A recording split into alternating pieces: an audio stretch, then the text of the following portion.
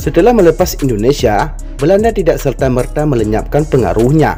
Belanda membuat masalah Irian Barat berlarut-larut hingga menjerat dengan utang yang tidak patut. Batas-batas wilayah negara Indonesia QRI telah terbentuk sejak dahulu kala. Semua wilayah dari Sabang sampai Merauke, dari Pulau Miangas sampai Pulau Rete menyatu dalam satu kesatuan yang disebut Nusantara. Aceh pintu masuk Kepulauan Nusantara di ujung barat, sedangkan Papua di ujung timur. Pada era Kurun Niaga, jauh sebelum masa kolonial, Nusantara terkoneksi dalam jaringan perdagangan yang disatukan oleh bahasa Melayu. Jadi Indonesia bukan dibentuk oleh negara kolonial Belanda. Justru Belanda menyatukan Indonesia dengan batasan-batasan Nusantara, kata sejarawan Universitas Indonesia Bondan Kandumoyoso dalam diskusi sejarah peran sipil dalam Revolusi Indonesia antara tahun 1945 hingga 1949 yang diselenggarakan IDLC bersama Museum Naskah Proklamasi 27 Juni tahun 2022 secara daring.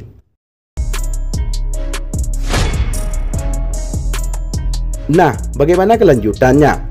Sebelum lebih jauh kita mengupasnya, tekan dulu subscribe, like, dan share agar kamu gak ketinggalan informasi menarik lainnya dari Bahasa News.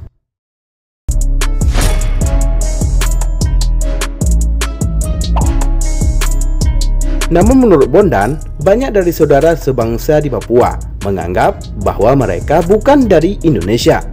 Padahal, banyak tokoh pergerakan nasional Indonesia yang dibuang ke Bovendigul di Merauke, Papua. Tidak pelak, Papua adalah bagian yang tidak terpisahkan dari pergerakan nasional. Menurut lebih jauh ke belakang, Papua termasuk dalam kegiatan perdagangan maritim Nusantara. Bahkan disebutkan dalam naskah Kitab Jawa Kuno Negara Ketragama abad ke-15. Tapi saudara-saudara Papua sampai hari ini merasa mereka bukan Indonesia. Saya kira harus mengkaji bersama, benarkah klaim-klaim itu? Apakah kita ini hidup sebagai saudara atau berpisah hanya karena kepentingan-kepentingan lain yang diberikan argumentasi ke sejarawan, ujar Bondan. Pada masa awal Republik Indonesia, wilayah negara kesatuan itu tidak dapat diwujudkan dengan mudah. Sebagian besar wilayah Indonesia dikuasai oleh sekutu, kemudian Belanda. Pemerintah Indonesia memperjuangkannya lewat serangkaian diplomasi. Diplomasi bukan sekadar menentang penjajahan. Diplomasi juga memperjuangkan kedaulatan, dan menegakkan kedaulatan dengan pengakuan internasional itu tidak mudah, kata Bondan.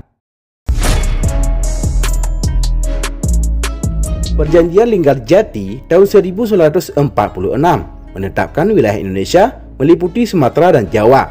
Pada perjanjian Reville tahun 1947 dipersempit lagi menjadi Sumatera, Jawa Tengah, dan Yogyakarta hingga pada Konferensi Meja Bundar pada tahun 1949 tinggal menyisakan Papua yang belum diserahkan oleh Belanda. Menurut Bondan, Belanda telah memetakan sumber mineral yang terkandung di bumi Papua.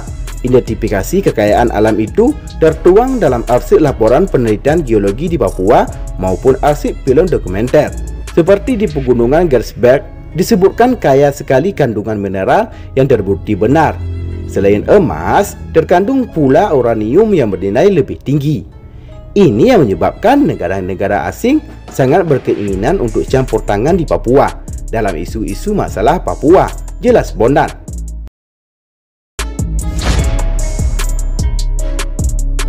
Masalah Irian Barat kemudian menjadi sengketa berkepanjangan.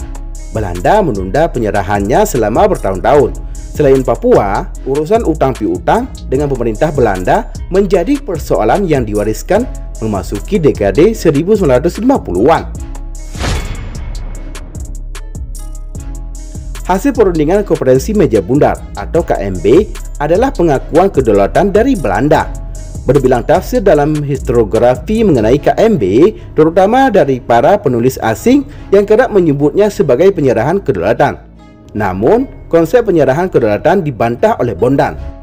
Menurutnya, Belanda telah menyerahkan kedaulatan atas Hindia Belanda kepada Jepang dalam Perjanjian Kalijati, tanggal 8 Maret 1942. Sementara Republik Indonesia sudah berdiri dengan diproklamasikannya kemerdekaan pada 17 Agustus tahun 1945. Jepang adalah penguasa wilayah bekas jajahan Belanda sampai tanggal 15 Agustus 1945 ketika mereka menyatakan menyerah kepada sekutu. Yang terjadi di Indonesia saat itu vacuum of power atau kekosongan kekuasaan. Bagaimana logikanya? Kok bisa yang dinyatakan adalah atau Belanda menyerahkan kedaulatan? Mereka sudah menyerahkan kepada Jepang tahun 1942.